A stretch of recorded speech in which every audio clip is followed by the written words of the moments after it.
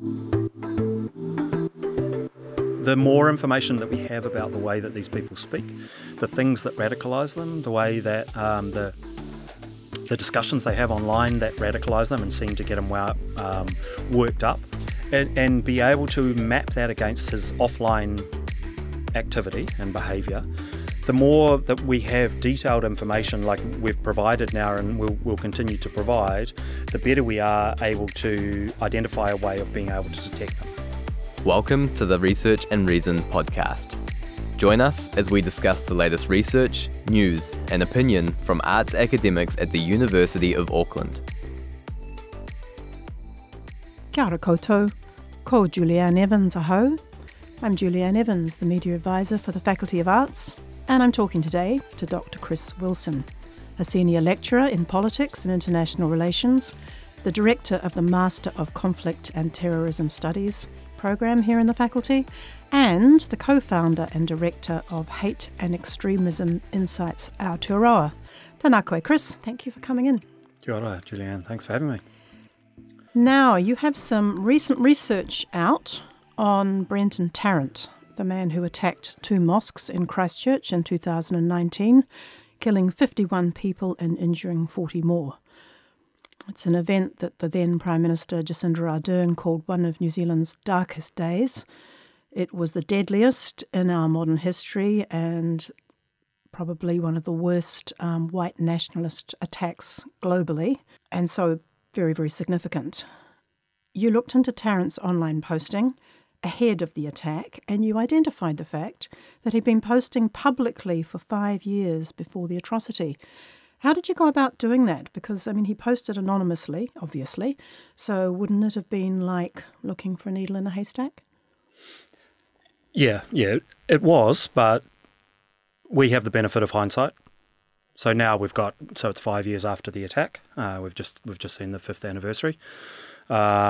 We've got an accumulation of information about him. We know who he was, where he was from, the ideas that he had, the things that he said. He released writing in other formats. So 5 years later, we have quite a lot of information that we're able to then go back and be able to find that needle in the haystack.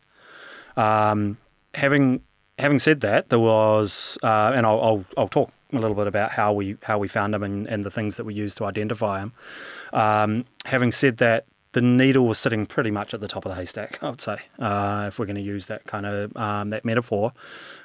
He was very, very open over a long period of time. He was very open about his plans, what he was going to do, his ideas and his ideology, and spoke to a number of others who were of like mind.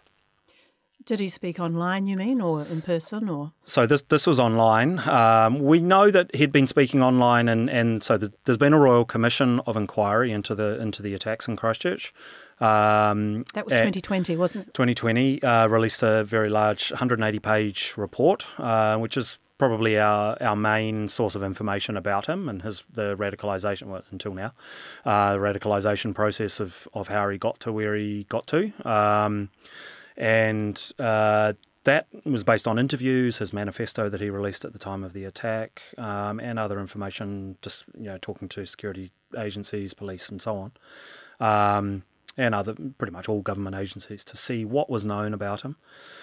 Over that time, the Royal Commission made the decision, after the terrorists told them that he hadn't been posting on what he referred to and what they wrote in their report as far-right websites. To us, that was a little bit strange because his final words and his final message, and telling everybody, his supposed friends that he spoke to, he said, as he said in his words on before the attack, "You're the best bunch of cobbers a man could ever want," something along those lines. He posted that on 8chan. We know from his planning documents that were released by the Royal Commission that he also intended to post that on 4chan. Numerous other attackers who were actually copycats of his attack afterwards have also been heavily involved in those so-called Chan websites. So we knew, even though he had told the commissioners that he hadn't posted on those places, it seemed a little bit odd. That's where those people radicalised, and that's where they kind of lived. We also knew about Tarrant that he had no meaningful offline relationships, apart from he had a relationship with his mother and his sister. But he travelled the world extensively for 5 years with an inheritance leading up to his attack. Something didn't add up to us, so we decided to go and look on 4chan, which is the leading website for people of that kind of ideology, and to see if we could identify him. Now, like I said before, we have a number of the benefit of hindsight. So we've got his manifesto and the way that he wrote in that, the things that he said. In addition to that, and so in that manifesto, plus some posting that was made public, that is public on various other forums before he travelled, so going back sort of 7 years before before the attack, we were able to identify a number of linguistic characteristics that we believed identified him. We had that. At the same time, 4chan also tells us where the poster is. So any post that's posted on 4chan, there's a location for it. We know where he travelled over extensively. He went to more than 50 countries over a 5-year period. So we know exactly where he was at each particular moment, which country he was in. So when we see somebody who's talking like him, and they happen to be in Croatia, they happen to be in various other countries, where there are very few people who are actually posting on that board, that narrows it down even further. So we've got his linguistic characteristics, his location and the time when we know where he was. We also know the sorts of things that he said and the ideas that he believed in, and his prejudices and his hatred, and so on. And then in addition to that, we very quickly realised that he actually self-identified. He he told other posters, this is public though, so anybody can go and look at them, that he was from Australia. He said that numerous times, and on one occasion even saying that the Australian government couldn't stop him, posted a photograph of his Australian passport, even identified the town he was from in New South Wales, Grafton, and made a number of other self-identifying statements. That actually, the self-identifying aspect of his posting actually increased the closer he got to his attack. Oh. So while the Royal Commission found that he maintained very rigorous operational security with only minor lapses leading up to his attack, actually he was posting very publicly, saying what he was going to do, where he was, and effectively who he was, and why he was going to do what he did. And was he saying specifically that he was going to go to Christchurch and go to 2 mosques, or was he not as specific as that? No, it wasn't that specific, but he did post about mosques, so the spread of people of colour, communities of colour, his hatred of those communities, told people that he had a plan to stop that spread on at least 2 occasions in 2018, in the year leading up to the attack, and gave a lot more detail about, like I say, where he was, why he was going to do what he was going to do, the targets. He spoke about, in terms of the mosques, he spoke about, there was very much, because he was based in Dunedin, which he made very, very clear in his posting, he spoke about communities of colour and mosques in the South Island in particular. There was very much a juxtaposition or a comparison with Auckland as a diverse city, and some people would say, well, such and such about the South Island, and then other people in the South Island would say, but the South Island is just becoming just as bad, in their language, and then he would post explicitly about mosques in Dunedin, Ashburton and Christchurch, which were the mosques that he targeted and stated very clearly that he, after the attack, that he was attempting to target. So he didn't exactly say, this is my plan, but, like I say, the needle was right on the top of the haystack. Wow. And you identified him as having a particular tag or a particular name, didn't you, on 4chan? Did he have some self-identifying thing that was consistent through all of his posts? Yeah, there was a number of linguistic identifiers that I don't actually want to go into specifically here, but there's quite a few different ways that he wrote, words that he used incorrectly, language that he wrote that he used, which was very, very much identified him once you put it all together. One thing to keep in mind in terms of our method was we would never use any of these things by themselves. There'd always be a combination of these things to really triangulate and verify that it was him. In terms of identifying himself on 4chan, 4chan is anonymous. So each time they enter a new thread on 4chan, they're given a new unique anonymous ID.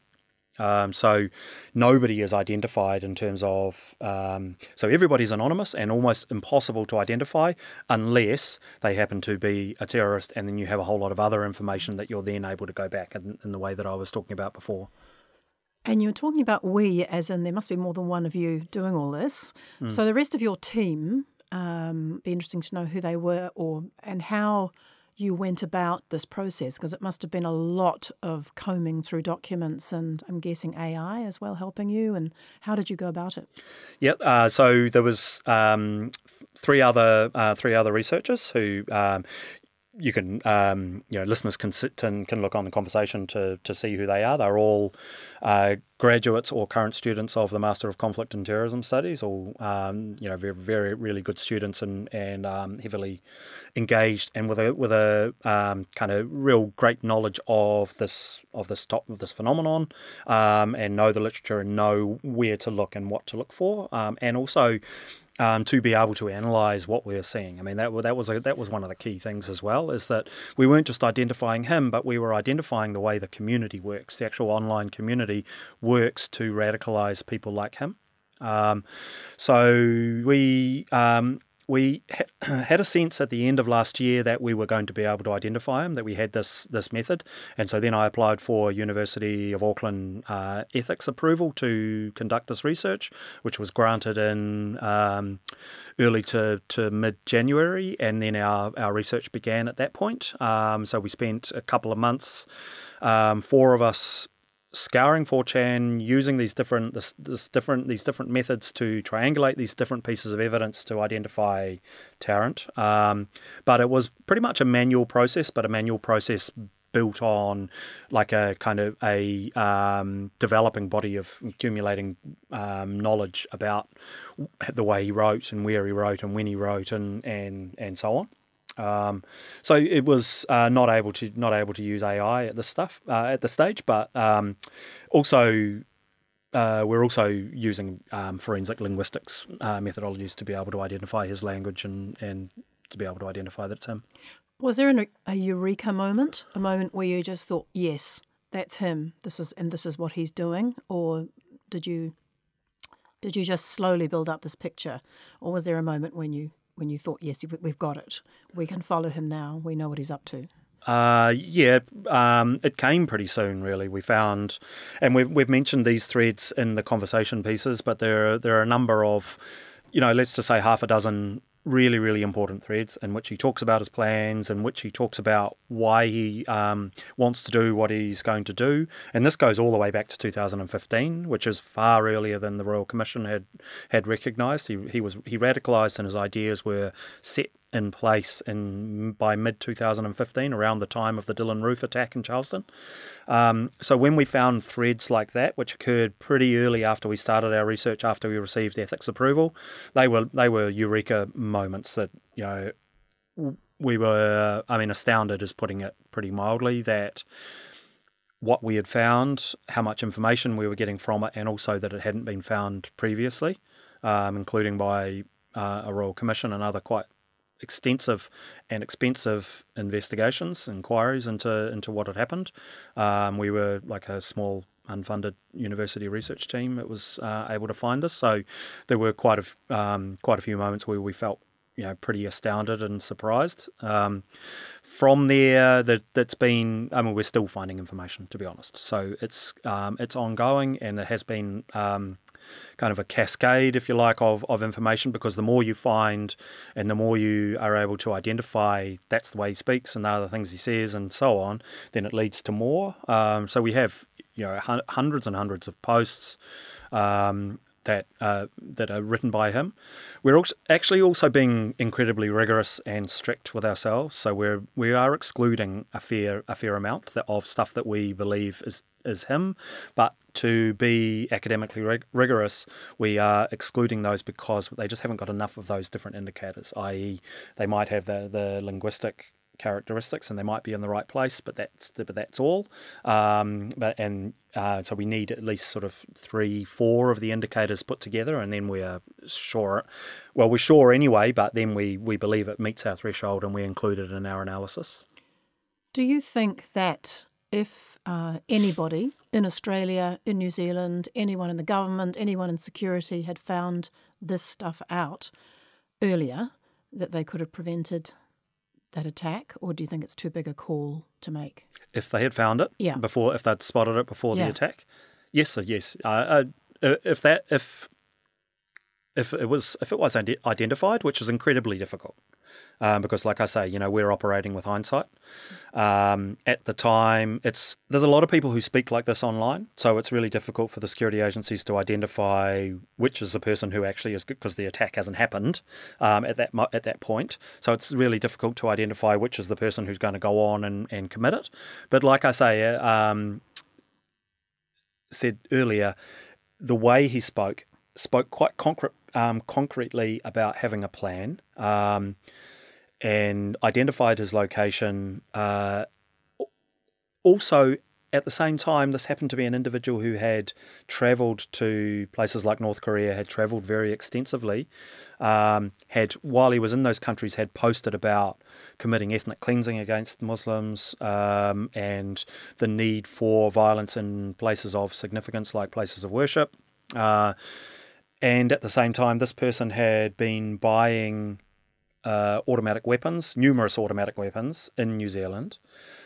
Not just that, had also been buying automatic weapons under a username Kiwi 14 Words, which is probably the most important far-right white nationalist slogan. 14 Words is probably the most important slogan in far-right. So there were a whole lot of pieces of information that online and offline, if put together, if somebody had identified it, and there had been able to be that whole of society and whole of government ability to see all of those and put all of those things together, which, like I say, is incredibly difficult, then absolutely that person would have been stopped. And would they have had the power then to just say, okay, you haven't done this yet, but we're worried about you and we're going to watch you quite closely from now on, that sort of thing? Would it have been a question of surveillance, do you think? Yep. So surveillance, certainly, which would have prevented the attack in itself, you would hope. The planning, obviously, at that time, counter-terrorism legislation didn't include an offence of planning, so it might have been difficult to take action against him, because he had planning documents. He was clearly making plans to attack the mosques, but there was a whole lot of evidence that demonstrating what he was going to do. So, what do you think? What would you like to hope will come out of this research? Because it's you've got two pieces that you mentioned before that have come out in the website, The Conversation, which people can check what's up there, and you make reference to more information coming out in a published article, I'm assuming. That's right, yeah. What are you hoping ultimately that this achieves? What can we learn from it in terms of preventing future terrible atrocities like this? Yeah. I mean, that's kind of, the key goal as well, is that the more information that we have about the way that these people speak, the things that radicalise them, the way that the discussions they have online that radicalise them and seem to get them worked up, and be able to map that against his offline activity and behaviour the more that we have detailed information like we've provided now and we'll continue to provide, the better we are able to identify a way of being able to detect them. One, to detect their language, but also to be able to see the way that that somebody who's acting offline might be posting online at the same time. So it's all about developing more sophisticated tools that are built on not just tech, but also built on analysis and built on knowledge about the way that these people, the things that are driving these people, and also the ideas that are driving them, the type of personal crises that are driving them, but also the way that many of these online spaces like 4chan work, because there's a lot. We've now conducted several months of basically an ethnographic study of this online space, and can see the way that the effect that it has on people, and the way that it operates, and so we've written in one of those conversation pieces that that community is still in place, and so anybody who thinks that what happened in Christchurch in 2019 is a one-off is that's ill-advised, because the dynamic that produced that to a large extent, and that online dynamic did produce Tarrant, is continuing and will produce more like him. So it's really, really crucial that research like this, to understand not just individuals but also the broader milieu and community within which they come out of, is the more research there is, the better the understanding, and the more we've got preventative tools to be able to prevent attacks like that. And this requires collaboration and cooperation between government agencies and researchers, because the two parties have very, very complementary skills, and one is not necessarily better than the other, or one may have more information than the other, obviously, but there are a number of skills outside government and bases of knowledge that are really, really crucial. And it feels like we're in the battle of our lives a little bit here, doesn't it? Because I don't know, it feels that across the world we're not necessarily becoming more united against this type of thing. There's a lot of forces pulling people apart, and particularly, notable politicians in America and so on, who we could say are doing that. So it's going to help as well if we keep our society as tolerant and as united as we can, would you say, as well? Yeah, absolutely. I think, looking at thinking about more longer term causes and drivers of this type of event and this type of radicalisation process, definitely the division and polarisation that you're talking about is really, really crucial, which is driven by a number of things, which increasing distrust in democratic processes and democracy itself, or liberal democracy for sure, which is also driven by populist leaders, like we've seen not just in the US but numerous other places who do tend to use those sources of division for political purposes, which in turn drives communities and sections of society further apart. All of these things, plus marginalisation of younger people, that sense of people having an increasing distrust in traditional processes and traditional structures of society and democratic processes, feeling like they are somehow rebelling against it and they're alienated. Those kind of dynamics have always been around. Obviously, pretty much every generation has those kind of subcultures of groups who feel that they are alienated, and they take pride in that, and you often get sort of countercultural and sometimes violent dynamics that might come out of those. We're definitely seeing quite an accelerated version of that at the moment, or quite a strong version of that at the moment, particularly with many new forms of media, social media, and more importantly, these kind of fringe image boards and places where many disenfranchised people can participate with a very low threshold of no cost, no effort, and be able to go online anonymously and talk in quite extreme ways, and this creates a community of the disenfranchised. So there are a whole lot of dynamics that are kind of driving this, these processes of radicalisation and potentially leading to more violence. I mean, it's important not to exaggerate it, of course, as well. And we do seem to be having a little bit of a lull at the moment in terms of far-right attacks. So let's hope that stays. Let's hope it does. And where can people read more about your work, Chris? So we have 2 preliminary papers in the conversation, and we have academic journal articles undergoing peer review at the moment. So they'll be released in academic journals soon, hopefully. Thank you, and thank you very much for coming in to talk to us today. You're welcome. Thank you. You've been listening to the Research and Reason podcast. Stay up to date with the Faculty of Arts by following us on social media.